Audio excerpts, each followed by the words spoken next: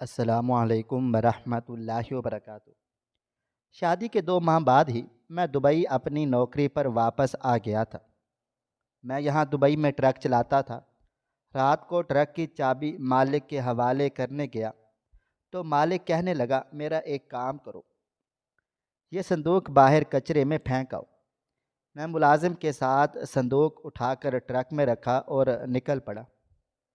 کچھ دیر کے بعد صندوق میں سے کچھ کھٹ پھٹ کی آواز آنے لگی۔ تجسس کے مارے میں اٹھا، صندوق کا ڈھکن اٹھایا تو یہ دیکھ کر حیران رہ گیا کہ اس کے اندر تو ایک لڑکی موجود تھی، اور وہ کوئی اور نہیں بلکہ میری۔ رات کے 11 بج رہے تھے اور اس وقت میرا ڈیوٹی ٹائم ختم ہونے والا تھا اور میں بہت تھک چکا تھا۔ میں نے سوچا کہ مالک کو ٹرک کی چابی پکڑا کر واپس اپنے فلیٹ پر جاؤں گا اور آج بڑے سکون کی نیند سوؤں گا، کیونکہ اگلے دن چھٹی تھی اور چھٹی والے دن ہم دبئی گھومنے پھرنے کے لیے نکل جاتے تھے۔ اس لیے آج میں نے کچھ گھنٹے زیادہ کام کر لیا تھا۔ میں مالک کو چابی پکڑانے کے لیے جب ان کے گھر جا پہنچا تو مالک اس وقت جیسے میرے ہی انتظار میں بیٹھے ہوئے تھے۔ چابی پکڑ کر کہنے لگے، آج تو تم نے کافی اوور ٹائم کر لیا ہے۔ مالک خوشگوار لہجے میں پوچھا تو میں نے سر ہلاتے ہوئے ادب سے کہا، جی مالک، کل کی چھٹی تھی اس لیے آج کام زیادہ کر لیا۔ مالک کہنے لگے، بہت اچھا کیا، اور اب تو فلیٹ پر جا رہے ہوگے؟ مالک کے پوچھنے پر میں فوراً سے بولا، جی مالک، اب سیدھا فلیٹ پر جاؤں گا اور آرام کروں گا۔ کل ہمارا دوستوں کے ساتھ گھومنے پھرنے کا پروگرام ہے۔ مالک نے سر ہلاتے ہوئے کہا، ٹھیک ہے، جاتے ہوئے میرا ایک کام کرتے جاؤ۔ مالک نے کہا تو میں فوراً سے بولا، جی مالک، بتائیں کون سا کام؟ تو وہ کہنے لگے، ایسا کرو، یہ سامنے جو ایک صندوق رکھا ہے اسے اٹھا کر لے جاؤ اور کچرے دان میں پھینک دینا۔ مالک کے کہنے پر میں نے جب صندوق کی طرف دیکھا تو وہ کافی بڑا تھا۔ میں نے کہا، مالک، یہ صندوق میں اکیلے تو اٹھا کر نہیں لے کر جا سکتا، کافی بڑا ہے، میں اسے ٹرک میں ڈال کر کچرے دان میں پھینک آتا ہوں، واپس آپ کو چابی دے کر پھر اپنے فلیٹ پر چلا جاؤں گا۔ میری بات سن کر مالک بولے، ٹھیک ہے، جیسے تمہیں مناسب لگتا ہے ویسے ہی کر لینا۔ تبھی مالک نے اپنے خاص ملازم کو آواز دی اور کہا کہ یہ صندوق اس کے ٹرک میں رکھوا دو۔ ملازم نے ایک طرف سے صندوق کو پکڑ لیا اور دوسری طرف سے میں نے صندوق اٹھا لیا۔ وہ کافی وزنی تھا، مجھے امید نہیں تھی کہ اتنا وزنی صندوق ہوگا۔ ہم دونوں نے مل کر اسے ٹرک میں رکھا اور وہ ملازم تو گھر کے اندر چلا گیا، جبکہ میں ٹرک کو سٹارٹ کر کے کچرے دان کی طرف بڑھنے لگا۔ ابھی کچھ دیر ہی گزری تھی کہ مجھے یوں لگا جیسے ٹرک کے پچھلے حصے میں کھٹ پھٹ کی آوازیں آ رہی تھی۔ میں ایک دم حیران ہوا اور چوکنے سے انداز میں ان آوازوں کو سننے لگا۔ وہ آواز واقعی ہی ٹرک کے پچھلے حصے میں سے آ رہی تھی اور معلوم نہیں کس کی تھی اور کیوں آ رہی تھی۔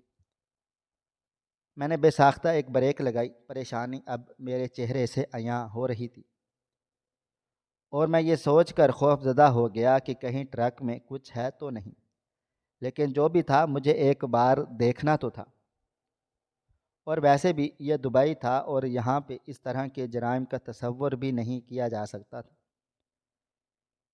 میں نے نیچے اتر کر ٹرک کا پچھلا حصہ کھولا اور جا کر دیکھا تو وہ آوازیں اسی صندوق میں سے آ رہی تھی۔ میں بے حد حیران ہوا، آخر صندوق میں سے آواز کیوں آ رہی ہے؟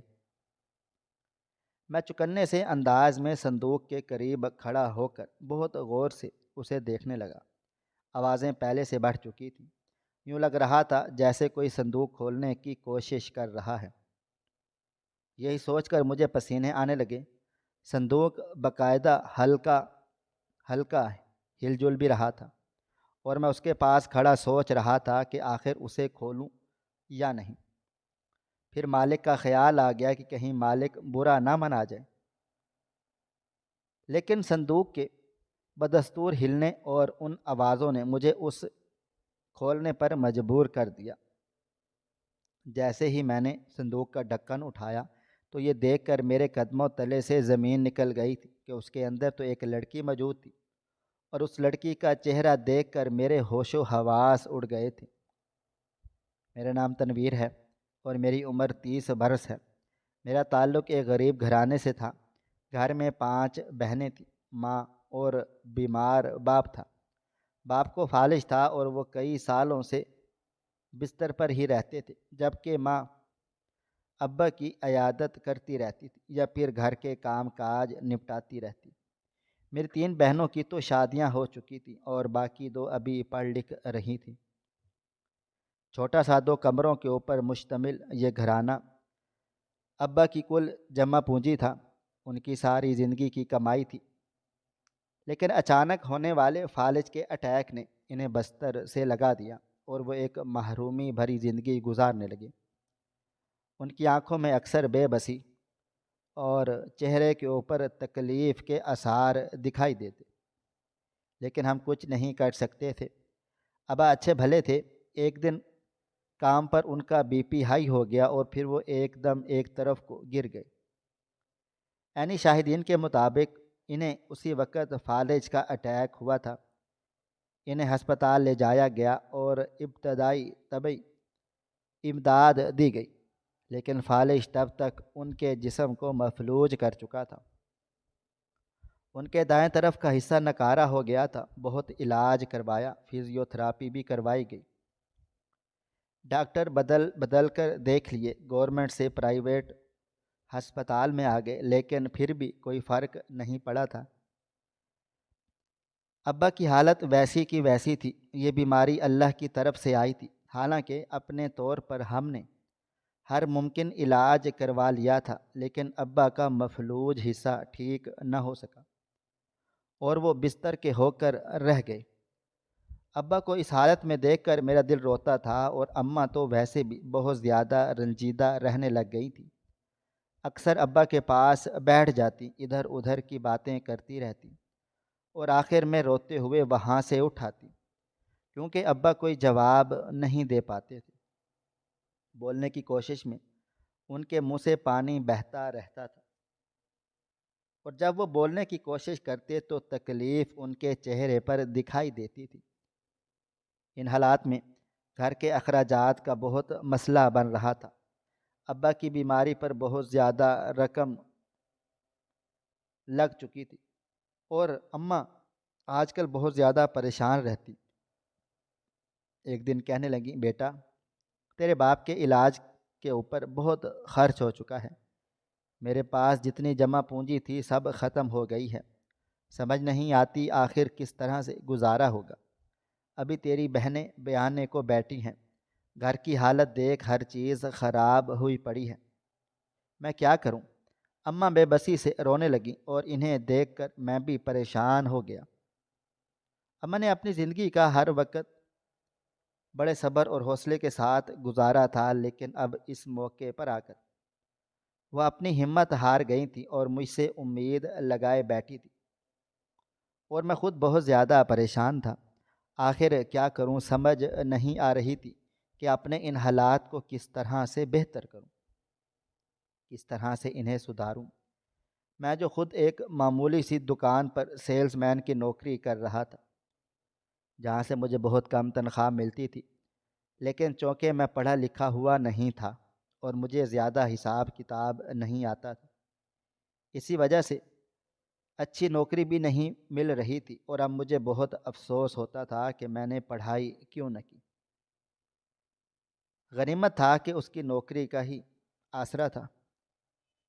تبھی مجھے ان دنوں میرے ایک دوست نے مجھے مشورہ دیا، کہنے لگا، یار تنویر تو ایسا کر، ڈرائیونگ سیکھ لے، باہر کے ملکوں میں اس کی بہت ڈیمانڈ ہوتی ہے، اس کام کے ماہر کو لوگ بہت زیادہ تنخواہ دیتے ہیں، اور ہاں اگر تیری قسمت اچھی ہوئی تو اچھے خاصے پیسے کما سکے گا، اور پاکستان روپے میں حساب لگایا جائے گا تو لاکھوں روپے کما سکے گا۔ میرے دوست نے جب مجھ سے یہ سب کچھ کہا تو میں کچھ سوچنے پر مجبور ہو گیا، کیونکہ میں جانتا تھا کہ وہ سچ کہہ رہا ہے۔ اسے بھی دبئی گئے ہوئے 2 سال ہو رہے تھے اور وہ اچھی طرح وہاں کے ماحول کو سمجھ چکا تھا اور جانتا تھا کہ کیا بہتر ہے اور کس کام کی کتنی ڈیمانڈ ہے۔ اس لیے میں نے اس کی باتوں پر جب غور کیا تو مجھے بھی یہی بہتر لگا کہ مجھے ڈرائیونگ سیکھ لینی چاہیے، اور پھر میں نے ڈرائیونگ سیکھنا شروع کر دی۔ پہلے گاڑی کی ڈرائیونگ سے شروعات کی اور پھر بڑی گاڑیوں کو چلانا سیکھا۔ میں اپنے ہنر میں کافی ماہر ہو گیا تھا اور اب مجھے بہت اچھی ڈرائیونگ آ گئی تھی،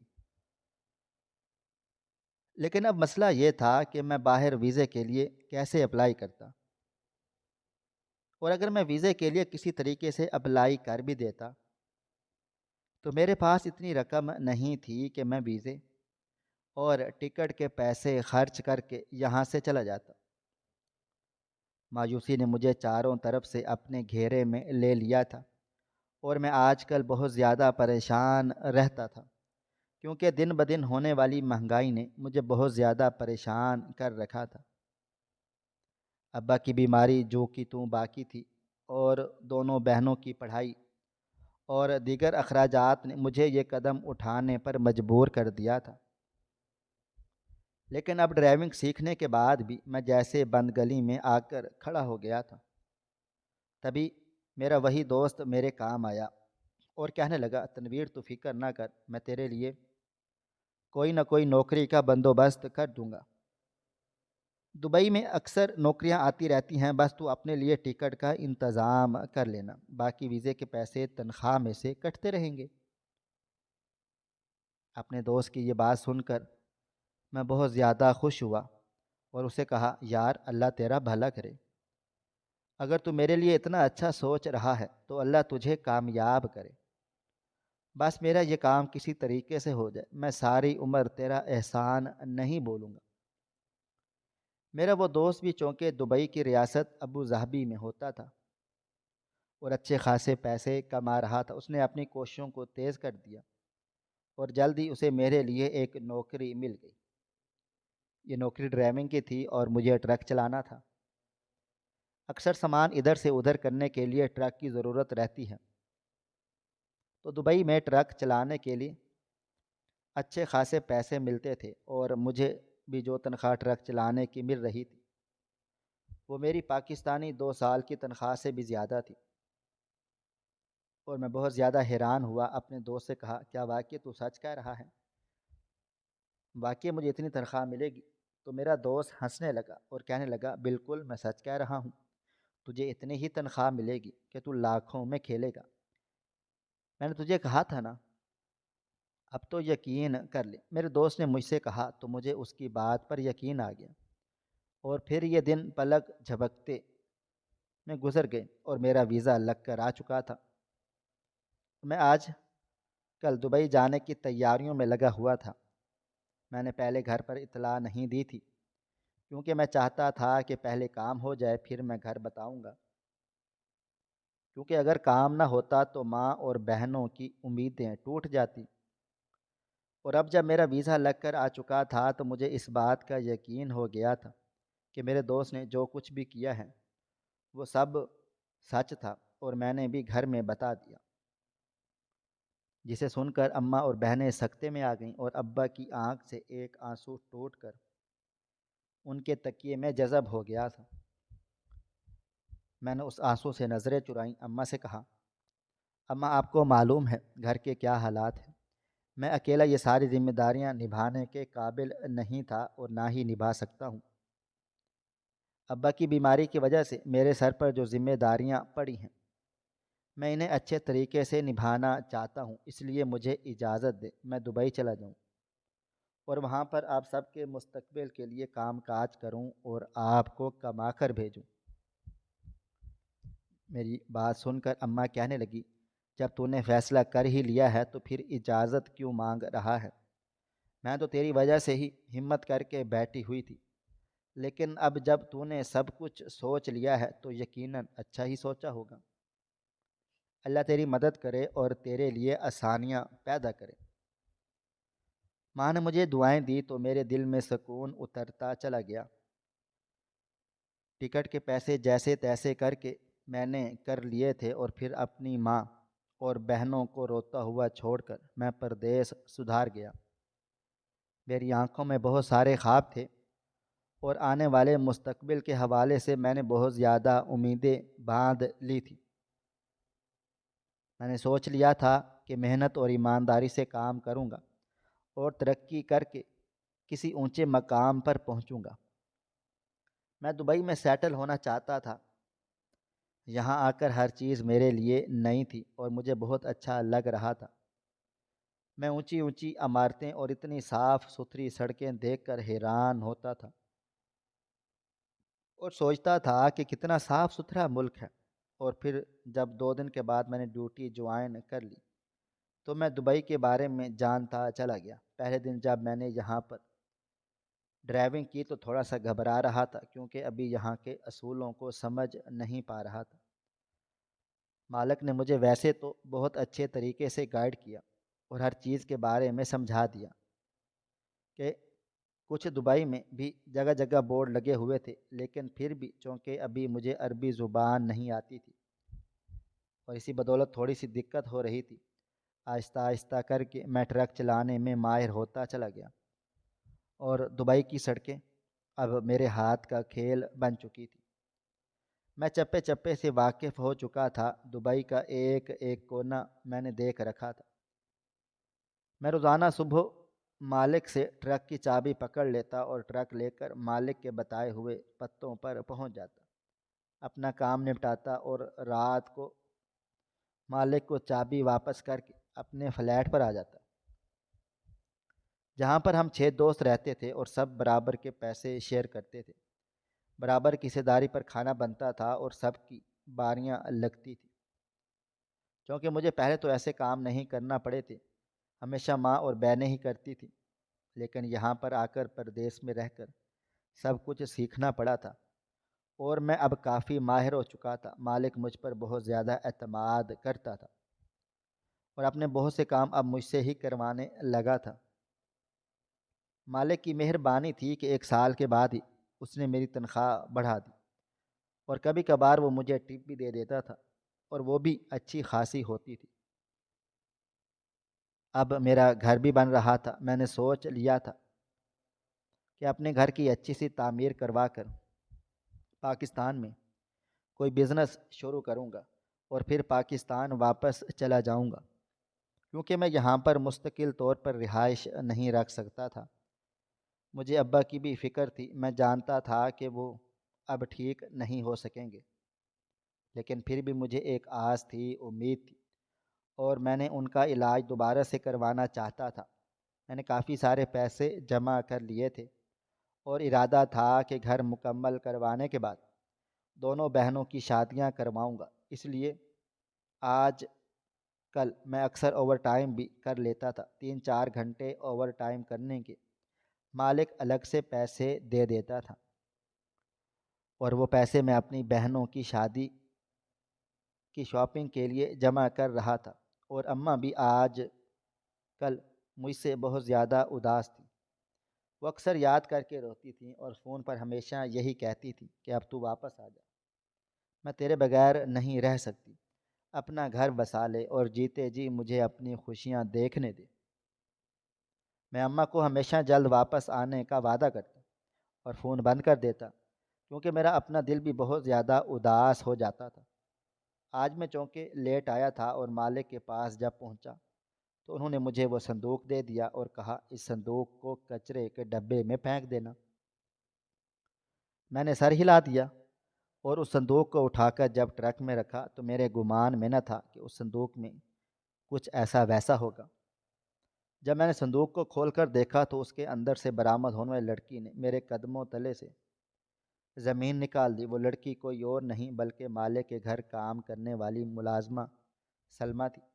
میرے صندوق کھولتے ہی وہ شرارت سے مسکرائی اور ایک دم صندوق سے باہر آ گئی۔ میں حیرت کے جھٹکے سے سنبھلنے کے بعد بولا، ارے تمہیں صندوق کے اندر کیا کر رہی تھی؟ میرے غصے سے کہنے پر وہ چہک کر بولی، میں تمہارا پیچھا کر رہی تھی۔ اس کی بات سن کر مجھے جیسے اور غصہ آ گیا۔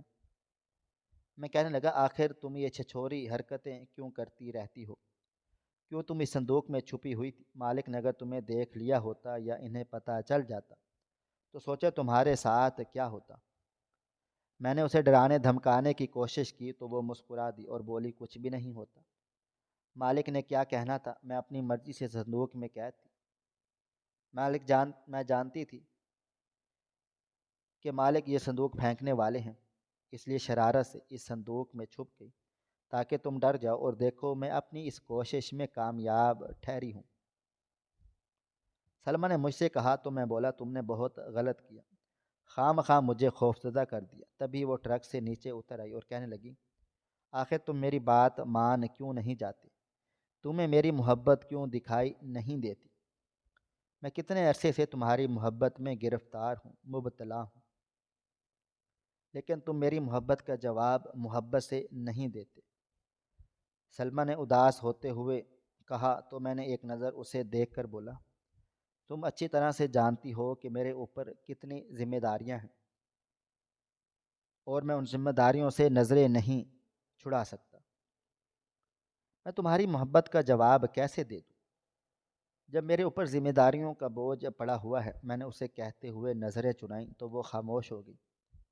میں ٹرک کو چلا کر آگے لے آیا جبکہ وہ وہیں کھڑی رہ گئی۔ سلمہ کا تعلق بھی پاکستان سے ہی تھا اور وہ اپنے بہن بھائیوں کی پڑھائی اور ان کے مستقبل کی خاطر یہاں مزدوری کر رہی تھی۔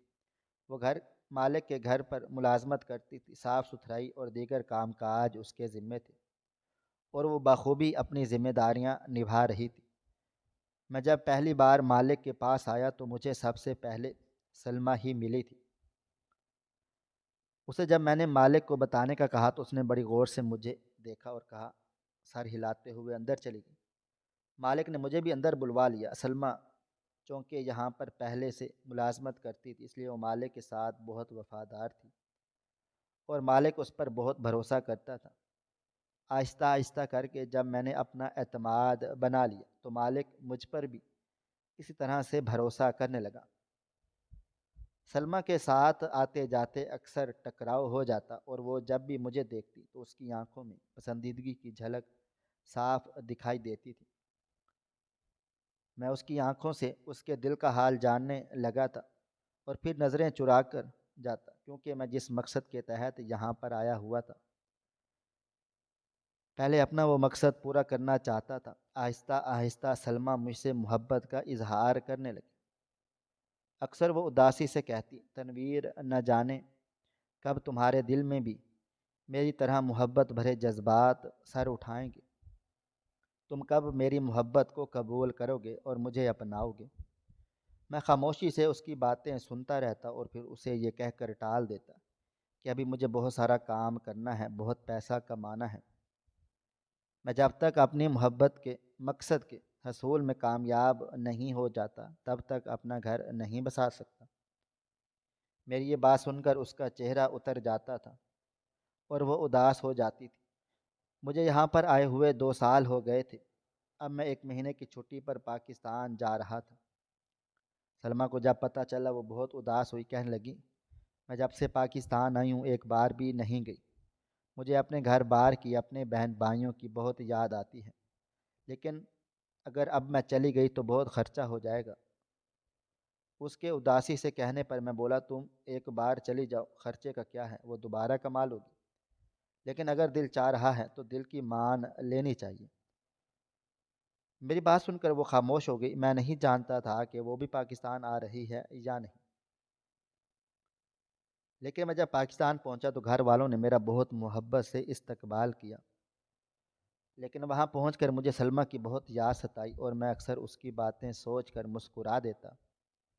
چونکہ میری دونوں بہنوں کے رشتے طے ہو چکے تھے اور میرے آنے پر ان کی شادی ہونا تھی، تو آج کل میں اسی میں مصروف تھا۔ اس لیے ایک دن اماں مجھے کہنے لگی، تنویر بیٹا، میں چاہتی ہوں اب تیرا بھی نکاح کر دوں، تو بھی اپنا گھر بار بسا لے تاکہ بیٹیاں رخصت ہو کر جائیں اور بہو گھر میں آ جائے۔ اماں نے جب مجھ سے کہا تو میں کچھ کہنے ہی لگا تھا کہ اچانک میری نگاہوں کے سامنے سلمیٰ کا چہرہ لہرا گیا۔ میں خود بھی نہیں جانتا، نہ جانے کب سے میں اس سے محبت کرنے لگا تھا، لیکن اب جب میں نے اس بات کو محسوس کیا تو فوراً اماں کو بتا دیا۔ اماں یہ جان کر بہت زیادہ خوش ہو گئیں اور کہنے لگیں، تم اس کے گھر بار کا معلوم کرو، میں آج ہی تمہارا رشتہ لے کر جاتی ہوں۔ اماں کے کہنے پر میں جب سلمیٰ سے رابطہ کیا تو پتہ چلا وہ بھی پاکستان آئی ہوئی ہے۔ اس نے بھی اپنی دل کی بات مان لی تھی اور مالک سے چھٹی لے کر پاکستان چلی آئی تھی۔ مجھے بہت خوشی ہوئی، اور پھر جب میں نے اس سے اپنی محبت کا اظہار کیا اور کہا، سلمیٰ یہاں پر آنے کے بعد مجھے محسوس ہوا ہے میں تمہارے بغیر نہیں جی سکتا۔ میرے دل میں تمہاری محبت پورے قد کے ساتھ کھڑی ہے۔ میں نے اماں کو بھی تمہارے بارے میں بتا دیا ہے اور وہ چاہتی ہیں کہ تمہارے گھر پر رشتہ لے کر آئیں۔ کیا تم اس شادی کے لیے تیار ہو؟ میری بات سن کر وہ فوراً سے مسکرا دی، کہنے لگی، ہاں میں بالکل تیار ہوں، یہ بھی بھلا کوئی پوچھنے والی بات ہے۔ اس کی شرماتی ہوئی آواز مجھے سنائی دی تو میرے دل میں اطمینان اترتا چلا گیا، اور پھر جھٹ منگنی پٹ بیاہ والا معاملہ ہوا۔ ہمارا رشتہ بغیر کسی رکاوٹ کے طے پا گیا، اور میری بہنوں کی شادی والے دن میرا بھی نکاح ہو گیا اور سلمیٰ رخصت ہو کر ہمارے گھر میں آ گئی۔ کیونکہ سلمیٰ نے بھی واپس دبئی چلے جانا تھا اور مجھے بھی واپس نوکری پر پہنچنا تھا، اس لیے سادگی کے ساتھ شادی کو ترجیح دی۔ ہم دونوں نے یہی طے کیا تھا کہ جب پاکستان مستقل طور پر واپس آئیں گے تب سب کچھ اپنے لیے نیا بنائیں گے اور ایک بار ایک بڑا ولیمہ ارینج کریں گے۔ میں سلمیٰ کو پا کر بے حد خوش تھا، اور منہ دکھائی میں جب میں نے اسے انگوٹھی دی اور کہا، سلمیٰ نہ جانے کیوں مجھے تم سے محبت ہو گئی۔ تم حالانکہ اتنی خاص بھی نہیں ہو، لیکن میں اتنا جانتا ہوں تم بالکل میرا عکس ہو، اور مجھے پر کبھی کوئی مشکل وقت آن بھی پڑا تو تم میرا ساتھ نہیں چھوڑو گی۔ میری محبت سے کہنے پر سلمیٰ بولی، بالکل ایسا ہی ہے۔ میں نے بھی پہلے ہی دن تمہارے اندر جھانک لیا تھا، اور میں جان گئی تھی کہ جس طرح تم اپنے گھر والوں کے لیے فکر مند رہتے ہو اور ان کے لیے سب کچھ کرنا چاہتے ہو، تو مجھے اندازہ ہو گیا تھا کہ تم مجھے بھی اپنی زندگی میں ہمیشہ خوش رکھو گے اور میری خوشیوں کو ترجیح دو گے۔ سلمیٰ کے کہنے پر میں نے بے ساختہ ہاں میں سر ہلا دیا تھا۔ وہ رات ہماری محبتوں کی امین بن گئی تھی، اور اس رات ہم دونوں نے ایک دوسرے کے ساتھ بہت سے وعدے کیے۔